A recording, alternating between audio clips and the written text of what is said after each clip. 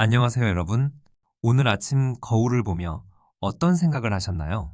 불룩 나온 뱃살, 좀처럼 떨어지지 않는 혈압 수치, 그리고 건강검진 결과지에 적힌 대사증후군이라는 붉은 글씨, 혹시 한숨부터 나오지는 않으셨나요? 우리는 매번 다짐합니다. 내일부턴 덜 먹어야지, 운동해야지. 하지만 며칠 뒤면 다시 야식을 먹고 소파에 누워있는 자신을 발견하죠. 그리고는 이렇게 자책합니다. 나는 왜 이렇게 의지박약일까? 하지만 여러분, 이제 그 자책을 멈추셔도 됩니다. 당신이 게을러서가 아닙니다. 당신의 의지력이 약해서도 아닙니다. 범인은 따로 있습니다. 바로 당신의 뇌 속에 프로그래밍된 습관이라는 강력한 시스템 때문입니다. 오늘 소개해드릴 책, 찰스 두이그의 습관의 힘은 전 세계 수백만 명의 인생을 바꿨습니다. 이 책은 단순히 열심히 살라는 잔소리가 아닙니다. 우리 뇌가 어떻게 행동을 자동화하는지 밝혀낸 뇌과학 보고서이자 대사증후군을 탈출할 수 있는 가장 확실한 공략집입니다. 병원에서 약을 처방받으셨나요? 물론 약도 중요합니다.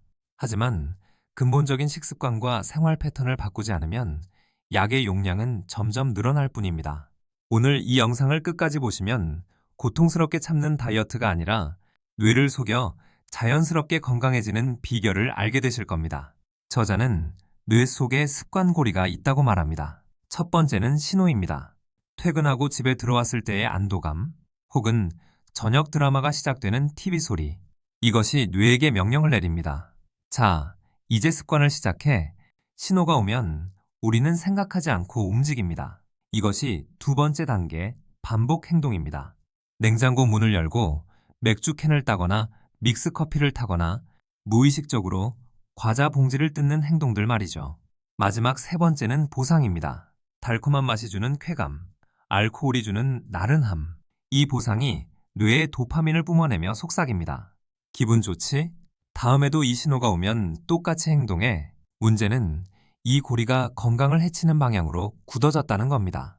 스트레스라는 신호가 오면 단 음식을 먹는 반복 행동을 하고 일시적 안정감이라는 보상을 얻습니다. 이것이 반복되어 대사증후군이라는 거대한 질병을 만든 것입니다. 저자 찰스 두이그는 충격적인 사실을 말합니다. 한번 형성된 습관 회로는 뇌에서 절대 사라지지 않는다고요. 그래서 우리가 억지로 참았다가도 스트레스를 받으면 요 현상이 오는 겁니다. 그럼 우리는 평생 이렇게 살아야 할까요? 아닙니다. 희망은 있습니다. 습관을 없애는 게 아니라 교체하는 것입니다. 습관의 황금률을 기억하세요. 신호와 보상은 그대로 두고 가운데 있는 반복 행동만 바꾸는 것입니다. 책에 나오는 사례를 들어볼까요?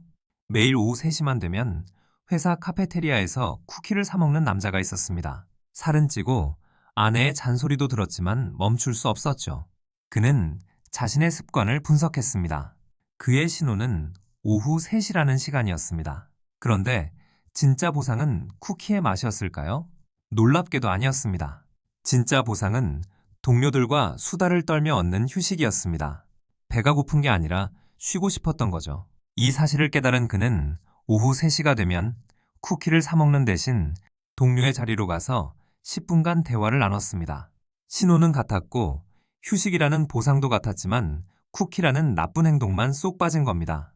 결과는 어땠을까요? 뱃살이 자연스럽게 빠졌습니다. 자, 이제 여러분의 습관을 대입해 봅시다. 당신이 저녁에 라면을 끓이는 진짜 이유는 무엇인가요? 배고픔인가요? 아니면 하루의 스트레스를 풀고 싶은 위로인가요? 만약 위로가 필요하다면 라면 대신 따뜻한 목욕이나 재미있는 유튜브 영상 보기가 그 자리를 대신할 수 있습니다. 하지만 습관을 하나하나 다 분석하고 바꾸는 건 너무 힘들죠. 걱정 마세요. 찰스 두이그는 단 하나의 습관만 바꿔도 모든 것이 변하는 핵심 습관이 있다고 말합니다. 영어로는 키스톤 헤빗이라고 하죠. 대사증후군 환자들에게 가장 강력한 핵심 습관은 무엇일까요? 바로 식사 일기 쓰기입니다. 미국 국립보건원의 연구에 따르면 일주일에 하루라도 식사 일기를 쓴 그룹이 그렇지 않은 그룹보다 체중 감량 효과가 2배나 높았습니다. 왜 그럴까요? 식사 일기를 쓰는 작은 행동이 나는 내 건강을 관리하는 사람이라는 정체성을 심어주기 때문입니다. 일기를 쓰면 무의식적으로 간식을 덜 먹게 되고 물을 더 마시게 되고 결국 운동까지 하고 싶어집니다. 이것이 바로 작은 승리의 도미노 효과입니다. 운동도 마찬가지입니다. 매일 1시간 헬스장은 너무 큰 목표입니다. 실패하기 딱 좋죠. 핵심 습관은 운동복을 입고 현관문 밖으로 나가는 것입니다. 딱 거기까지만 목표로 삼으세요. 일단 나가면 걷게 되어 있습니다. 이 과정에서 가장 중요한 자원은 의지력입니다. 그런데 의지력은 근육과 같아서 쓰면 쓸수록 지칩니다. 아침부터 업무에 시달리고 집에 오면 의지력 근육이 바닥나서 야식의 유혹을 참기 힘든 것이죠. 그래서 우리는 의지력을 아껴야 합니다. 중요한 건강 습관은 의지력이 가장 쌩쌩한 아침에 배치하세요. 혹은 미리 계획을 세워 고민하는 에너지를 줄이세요. 저녁 메뉴를 미리 정해두는 것만으로도 폭식을 막을 수 있습니다. 습관을 바꾸는 여정에서 마지막 퍼즐 조각은 바로 믿음입니다.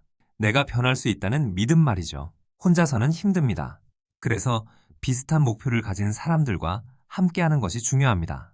가족에게 선포하세요. 나 오늘부터 건강해질 거야. 친구들과 걷기 모임을 만드세요. 힘들 때 서로 격려하는 그룹의 힘은 뇌가 포기하고 싶을 때 다시 일어설 수 있는 강력한 보상이 됩니다. 이제 구체적인 실천 가이드를 드립니다. 1단계, 당신의 나쁜 습관고리를 찾으세요. 무엇이 신호이고 무엇이 보상인지 파악하세요. 식사 직후에 커피 믹스를 마신다면 그건 입가심이라는 보상을 원하기 때문일 수 있습니다. 2단계, 반복 행동을 대체하세요. 믹스 커피 대신 따뜻한 차나 시원한 물을 마셔보세요.